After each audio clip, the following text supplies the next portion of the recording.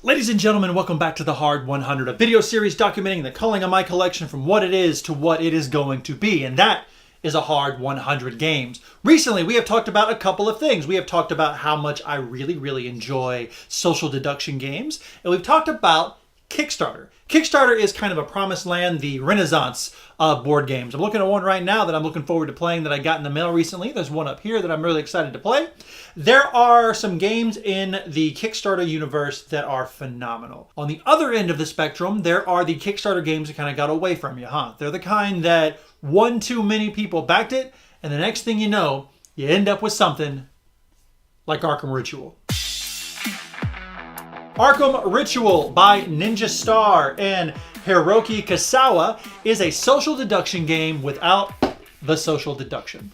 What this game has you doing is you are taking on the role of investigators, and you are trying not to get sacrificed to the elder gods in the way that cultists sacrifice people. All you're doing really is everyone around the table is dealt a card. But the one thing this game does super cool is that the card that you hold is actually for everyone else to see. In a very Hanabi way, everyone else sees the card that you have and you see everyone else's card. The goal of the game is to be the only person at the end of the round with a blue card that is also unique.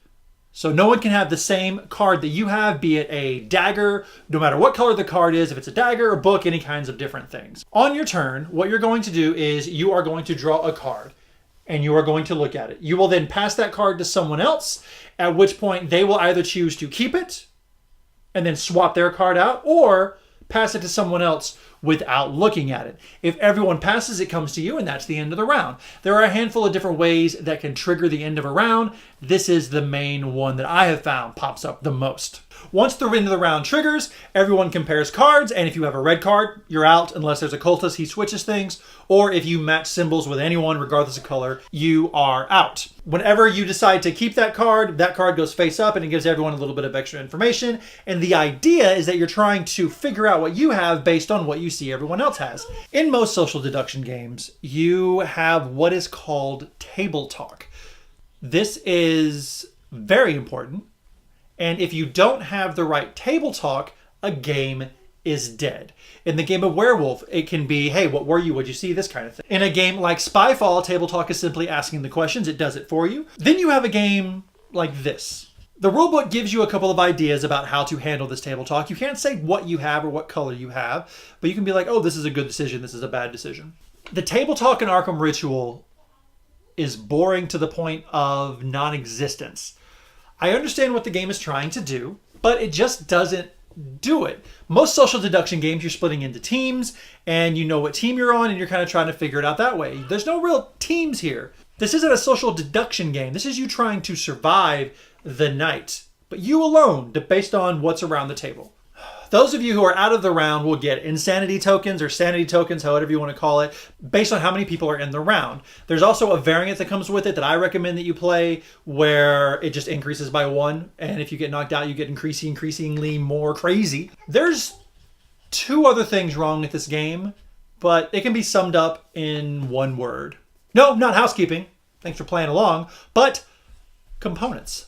First, there's a very optional playmat that came with it to keep track of all of the things in the game. Now, this playmat is shitty because of 2 things. One, it's paper, which is fine, I guess.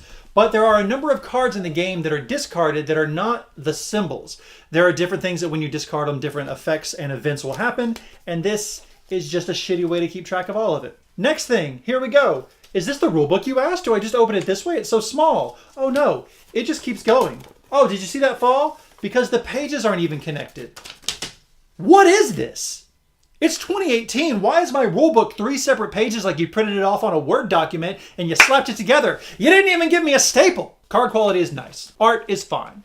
I was actually going to make this a deathmatch with Don't Mess with Cthulhu.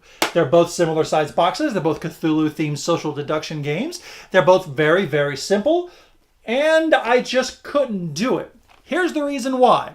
If you are a fan of wrestling, like I am, there is something called a squash match. A squash match is simply a wrestler's ability to go out there, beat up some local jobber that's only there to make them look good, And that's it. It would have been a clean sweep. There's nothing that Arkham Ritual does that Don't Mess with Cthulhu does infinitely better. You want to break down a hard 100 squash match, see how it would have gone? Here we go. Round 1. Theme. They're both the same theme. This one is more adorable than this one, so whatever. Round 2. Components. These components are fantastic. All these little bits, the rulebook is very simple. This one, however, you already saw, it's terrible. Round 3. Coolest game mechanic. The coolest game mechanic in this is holding the cards backwards. The coolest game mechanic in this is the flashlight. Now, granted, holding the cards backwards is neat, but it reminds me of a game that I absolutely hate, and that's Hanabi. So, this one wins again. Round 4. Competition. The table talk on this is terrible. The table talk on this is great once you get going. This isn't really even competition. It's just a exercise. I don't understand it. Round 5. Any of these games fun. This game, not fun. This game, fun. And the winner! Don't Mess with Cthulhu. All right, let's do some housekeeping to round this out proper. 20 minutes. Yeah, so it's short. It's very quick. Ages 10 and up. Okay, why the fuck why? For 3 to 7 players. We played it with 4 and 5. I read somewhere that you need to play it with a full assortment of players for it to be fun. And if that is the case, game developers, other than just checking something off of a box, let me know if the game is for 3 to 7 players, why is your game not fun at 3 players? Your game should be fun at all players. This game was not fun at 4 and it was not fun at 5. I can't imagine it being more fun at 6 or 7. That's the way that works. So ladies and gentlemen, Arkham Ritual is out of my hard 100. I don't want to play this game again. I had no fun playing it. I had no fun learning it. There wasn't that moment when I was reading the rules where I was like, oh, this is going to be fun. It was more like, how is this going to work? Now, I know there are some people out there that love this game, and if you do, kudos, congratulations. You're a fancy unicorn and a beautiful, beautiful person. I, however, do not. It is not right for my shelf. I can't imagine a world where it is right for your shelf. They got squiggity squashed by another game very easily. It was not even a competition.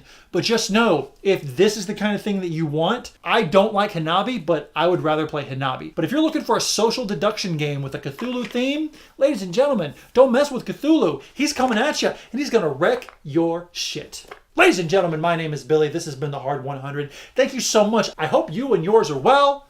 Peace out.